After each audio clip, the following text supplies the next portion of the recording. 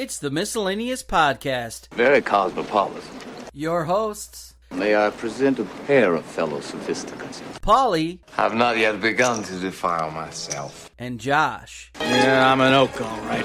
Special guests, Chappie. Sister boy should have stuck around. And Flounder. Don't mind him. He's just drunk, that's all. With a title that says it all. You know, Frederick fucking Chopin. Let's get to it. Law and order every time, that's us.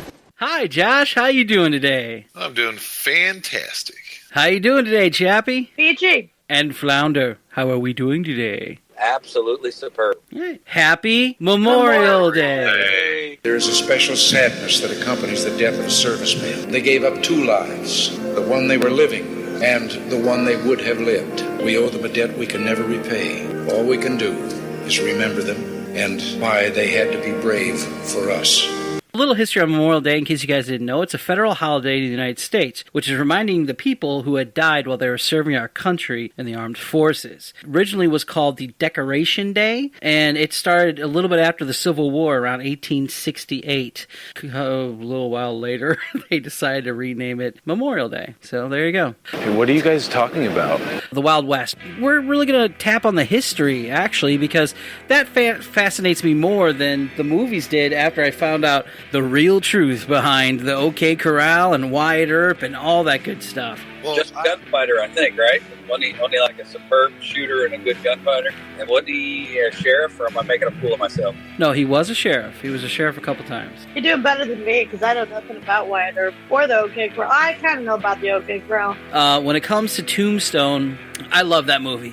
And then I saw Wyatt Earp. Dustin, what's his name? Dustin Hoffman? No, not Dustin Hoffman, the other Dustin. Dennis Quaid, not Dustin, sorry. Dennis Quaid plays Doc Holliday. He actually represents, and physically and everything, what a person with tuberculosis really would act like. Just, had to show the emaciated look of a guy with tuberculosis. So, the movie, I couldn't get into it. I fell asleep many times through it because Kevin Costner was more about the directing side of it, and he wanted to get the epic Oscar-winning moments, kind of like in Batman versus Superman. Yep. Everything was the epic shot scene. Yeah, it was. Didn't Wyatt Earp come out, after Dances with Wolves? Yeah. That's why. Because he was all the big shot guy now? He's a big shot director, and he had, 10,000 awards for Dances with Wolves, so... Dances with Wolves was a really good movie. Yeah, I'm not saying it wasn't. I'm just saying that, every shot in Dances with Wolves was oh, look at this. When he said that, it's just like... Well, I also waved my hand dramatically in front of me that you didn't see that, so... Oh, that's cool. Good time. Muy bien, Kowalski. ¿Cómo quieres tu emparedado? Meat! All right, so let's get to the meat of this thing.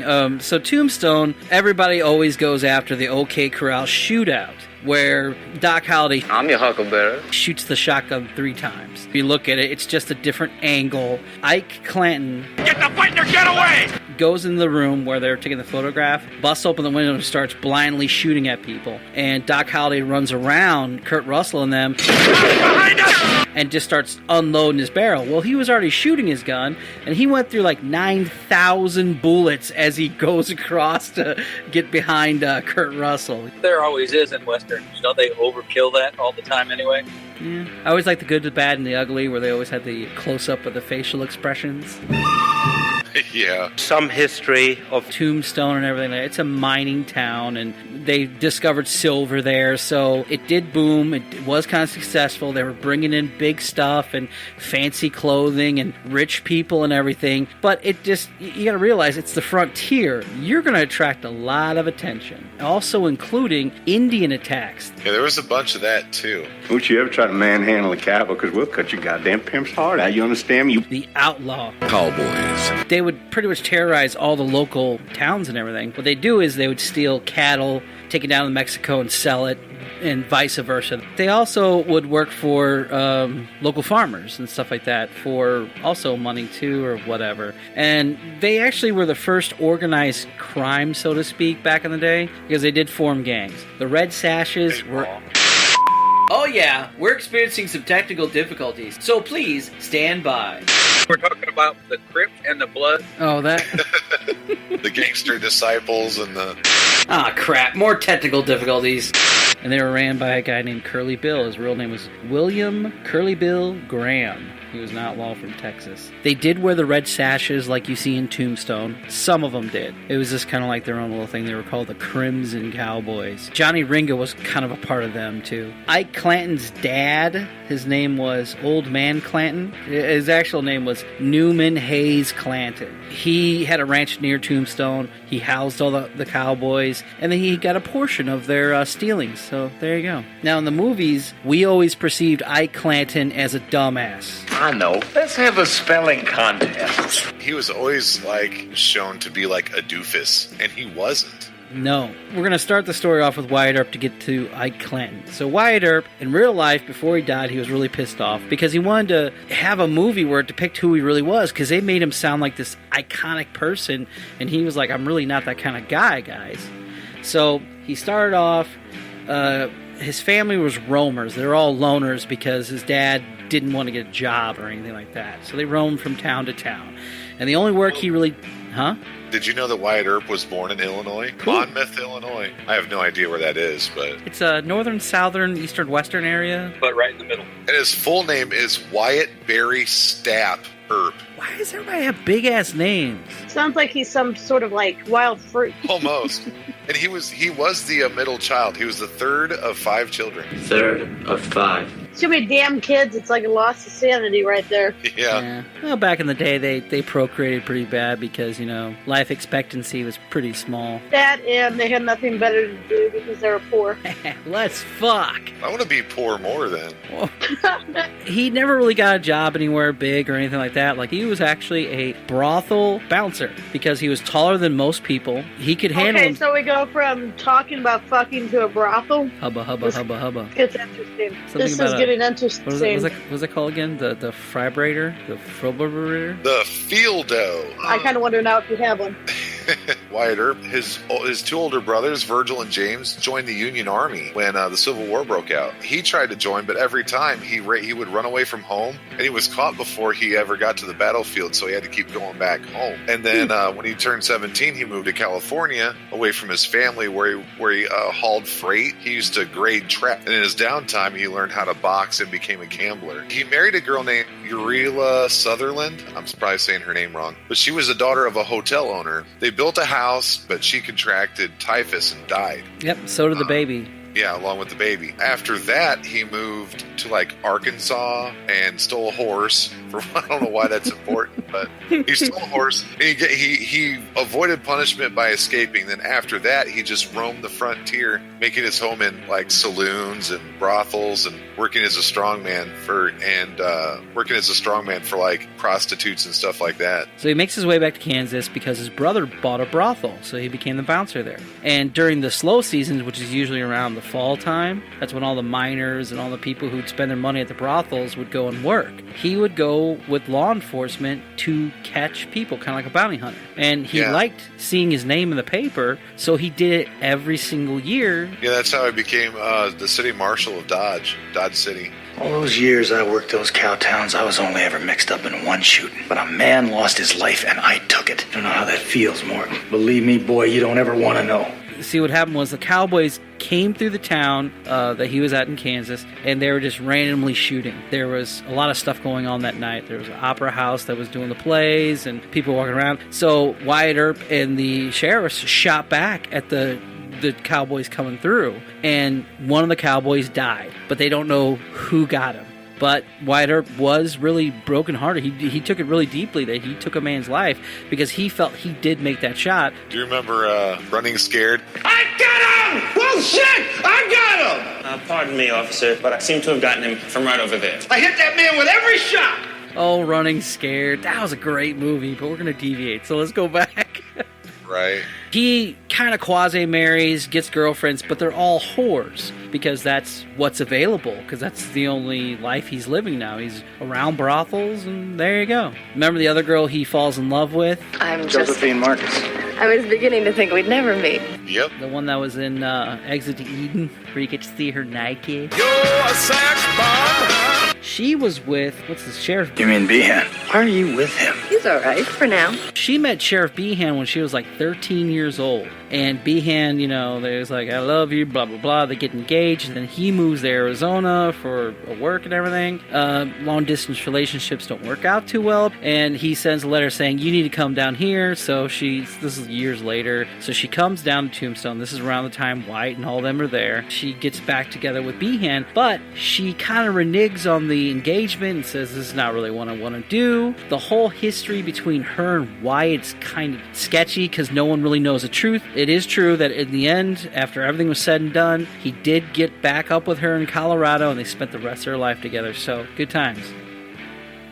So now he wants to make money. So he gets his two brothers, Virgil and Morgan. They go down there. The Orient just acquired us a quarter interest in the game at the Oriental. Acquired, so to speak. I don't know if that really happened, but there is deeds that they were there with the silver mines. They did acquire a couple of those. It is in there that he did at one point run a bar, but not really. That's where I think Hollywood kind of jumbled all that up to make it fit in the movie. Then he became a sheriff through Virgil. Well, another one of the reasons why Wyatt returned to law work was because their silver mines just weren't panning out. Curly Bill killed the sheriff, Fred. That did happen. Wyatt didn't go up there and grab him by his ear like in the movie and have that standoff with all the cowboys. That part didn't happen. He just walked out and did what he always did. Wyatt Earp was not big on shooting people. He was big on pistol whipping people. The next day is when all the shit starts kind of getting weird. And Spicer leans forward and he says, well, can't have a murder without a witness. What? Case dismissed. Yeah. I don't know if you remember in Tombstone the one part where he bumps into one of the cowboys. He goes, easy, son. I ain't easy, I ain't your kid. Take sorry and shove it up your ass. I'll fight you right now. He flashes his gun. Wyatt grabs it, grabs it right out of his belt, hits him in the head with it. That's what Wyatt was known for, taking your gun and hitting you in the head with it. Yep. He learned through all those years of brothel bouncing that you're in a room full of people who carry lead on them, who've been drinking copious amounts of alcohol. You got to walk in with a commanding presence, and you're trying not to kill anybody, so you just pistol whip him. It was really cool because he never really used the butt of the gun. He used the barrel of the gun. He just would smack the shit out of you with it. A lot of people thought he was like this great person. It's like, he used to love to hit people with a gun. That's just... That's hardcore. The OK Corral. OK Corral was caused from a lot of just verbal drama. Clantons and McLaury's are gunning for us. Those cowboys been telling everybody in town they're going to clean you out. Thank you, Mayor. We're going down there now. So pretty much what it is that they're putting law in a lawless town, and the lawless are getting a little pissed off by it. They don't like the outcome of the instigating that they cause, so they instigate more shit. I like Ike. Ike and Wyatt had an agreement, like the really, really bad cowboys. What he would do is Ike would give Wyatt information on the on their whereabouts, and Wyatt would go get them, and he would share the reward with Ike. Ike Clanton owned a restaurant. He was actually like a big figurehead in the cowboy gangs. But why did Hollywood perceive him as a dumbass? Hollywood does that a lot with people, like just somebody, a flavor person. Ike, he got paranoid that Wyatt was going to tell people, especially the cowboys, about, his inner dealings with Wyatt Earp. That's really how the OK Corral fight started. Sheriff Behan. No, Sheriff Behan was a crooked cop. It's awful Tony for a mining camp. He actually was really sympathetic to the cowboys. Well, I believe you're the sheriff. No. This is not county business. This is a town matter, Marshal. He let him slide for a lot of things, but him and Wyatt would go out on these things, like you said, the information on the bad cowboys that, got to hang out with them for long periods of time, so obviously they were kind of cool with each other for the most part. But it wasn't until the OK Corral, and that's when Sheriff Behan really kind of twisted the knife into the Earps. So now let's get to the OK Corral. Doc Holliday, who's sick from the tuberculosis and who was bedridden for a couple days, walks up with the cane And that whole scene from Tombstone, it's also in Wyatt Earp and all the great ones, that actually really took place. Those words were really said. Isn't that kind of cool? What words were really said? It's not your problem, Doc. You don't have to mix up in this. That is a hell of a thing for you to say to me. That's kind of cool, isn't it? That's cool, yeah. What is also true is the guy who instigates this, Ike Clanton, does come to the back area, which is actually like this little side alley of OK Corral, which is kind of a small area. He came with no gun. Nice. The McLaury brothers who were there had nothing to do with any of this shit. They even were like holding their hands up going, no, hands up, don't shoot. Oh, wait, I shouldn't say that. Okay, so... That's fucked up on so many different levels. Cowboys' lives matter. I've had somebody say that to me, like, it's nice being a first responder. People are fucking crazy sometimes. It's a calling, okay? Because you guys don't get paid much at all for what you go through. Okay, so back to the OK Corral. A lot of historians say that Doc Holliday really did cause it to go down by winking at him. A lot of people hated Doc Holliday because he had this kind of sarcastic temperament. In Tombstone, he winks. In Wyatt Earp, I forget what he does, but, you know, they think the trigger was Doc Holliday. The fight only lasted 30 seconds. People don't know that. It was a 30-second fight. Whenever it was all said and done, Billy Clanton, who was Ike Clanton's brother, both the McLaury brothers died. Virgil and Morgan Earp, as well as Doc Holliday, all injured. The only one who wasn't injured was actually Wyatt Earp. Then after that, after Ike Clanton's brother died, he is the one who started going after all the Earp brothers and ultimately killed Morgan, severely injured Virgil. Remember him? His arm was completely useless. Have you picked up a pistol from the Wild West before and held it in your hand? Yes, they're super heavy. And the recoil is horrible. Most of these shots were taken within 10 feet of each other, and most of them missed. You know, I think it's a sign to move, because I don't think I'd live there with people shooting all the time. Well, I guess we did our good deed for today, Mayor. Ike Clanton filed lawsuits against Virgil, Morgan, and Wyatt. They all got acquitted through writ of habeas corpus. That then fueled the fire for the Cowboys to enact their revenge on a dark and stormy night. Virgil, Morgan, and Wyatt Earp were at a bar or somewhere. They didn't really specifically say what it is. In Tombstone, they're at the bar, the Orient. Virgil's walking to go home. He walks through this little kind of bottleneck area, and shotguns just kind of come out of windows. The history book said he was completely turned around by the gunshots, but he stayed on his feet. He comes back to wherever Wyatt Earp is at, calls for Wyatt, falls over, and then they take him home, and then they pretty much was like, he's going to be fucked up with his arm. Now, this is pretty cool, because this is history I didn't know. Pete Spence, or Pete Spencer. No. He's the guy who shot Morgan in his back. Ah. In the movies, they have that moment where they're trying to get the bullet out of his back. That never happened. He had enough time to draw his gun and put it on the table, and then he pretty much passed out and died. That's kind of sad. Wyatt Earp goes on a killing spree and kills out all the fucking cowboys. You tell them I'm coming, and hell's coming with me, you hear? That actually really happened. Yeah, that actually did. Cowboys and that gangs and everything was, corporations were getting tired of this. After Wyatt got deputized as marshals, they funded his operations. All these banks and the government and everything started giving him money to kill all these cowboys. Nice. And then comes the crossfire that's in that little creek bed area. You and I talked about this, Josh, earlier, that it really went down. He was in a crossfire. He just stood up. And you were saying that you think he, kind of thought through, will I really get hit? Wyatt Earp never... He was so hell-bent on killing anybody who had anything to do with Morgan's death. He didn't care if you were shooting at him. He was going to kill you, hell or high water. So he gets up and he runs into the stream like in the movies. They both locked eyes, and Bill's shooting at him and missing him. They said his coat was flying up in the... Wyatt Earp's coat was flying up in the air because the bullets were just hitting his coat. Yeah. He got close enough and just shot him with the shotgun, took him out. Why, Johnny Ringo, you look like somebody just walked over your grave. In the movies, they show that Doc Holliday goes out there and shoots Johnny Ringo. Johnny Ringo was found dead sitting in the branches of an old oak tree. He had been shot in the head. His boots, horse, and coat were missing, and his undershirt was bound around his feet, clean and dry.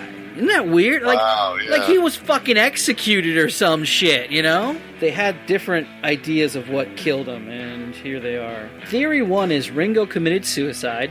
Theory 2 is Ringo was killed by a gunfighter named Buckskin Frank Leslie. The third one is Ringo was killed by Johnny Behind the Deuce O'Rourke. Fourth one, Wyatt Earp was the only one in the area at the time that could possibly do it. Where the hell did they come up with all these fucked up names? That's what I would know. Oh, yeah, it's so common in criminals anyway. Like, there are people where I work, like, you know, they have, like, little stupid nicknames, and they're always things like High Street, Slow Roller, I mean, all kinds of dumb shit. It's just what they do. So after a while, the going after the Cowboys got old for the bankers and the government and everything like that, and they stopped the funding on Wyatt Earp. So they hire Sheriff Behan to make a posse to go after him. The posse Sheriff Behan had was all the rest of the Cowboys that survived. So they're just going out there to vengeance kill his fucking ass. But they never caught up to him. And that's pretty much it.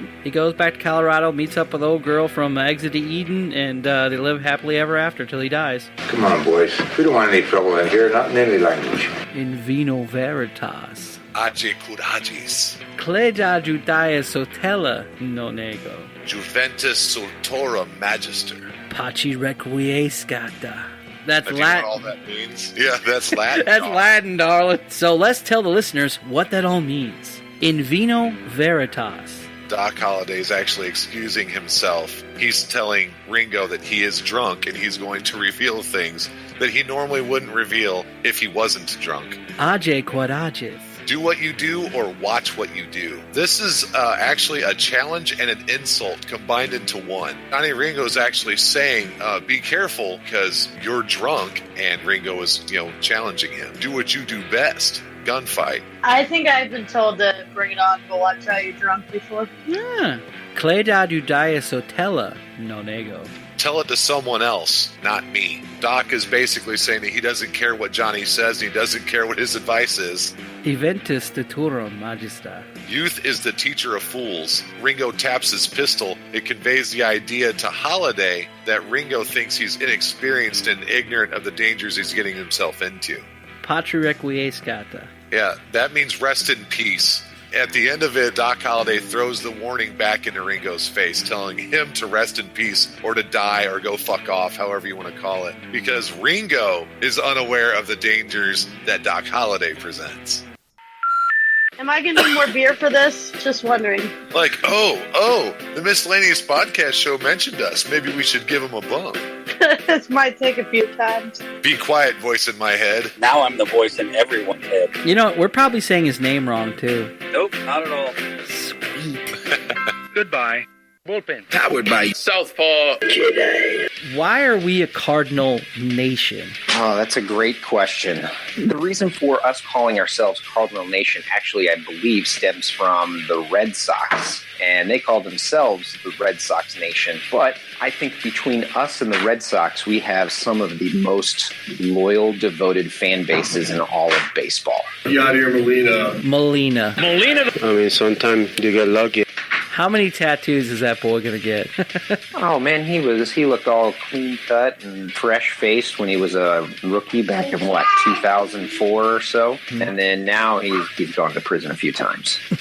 I love Molina. He makes me feel like I'm a kid again when I watch him play. I know it sounds stupid, but he just has that kind of, thing about him to where you're like, man, I want to be a catcher.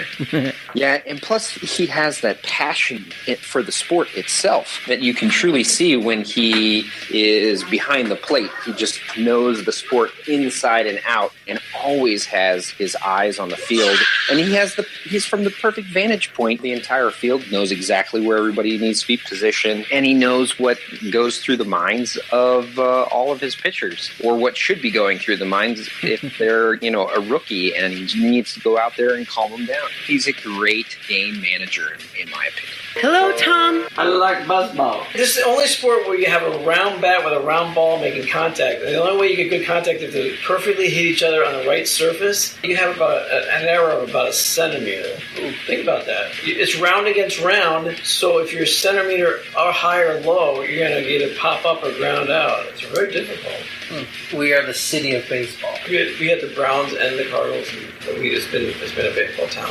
It was Rams town for a while, for 10 years, 15 years. It was okay. I liked it when we got to when we won the Super Bowl twice. Oh, that was a glory days for us. Yeah. So we won the Super Bowl and sent them back because we're crap now. It's like a one night stand, You bring them in, you win the Super Bowl, you can go home now. What's that Rod Stewart song? Yeah.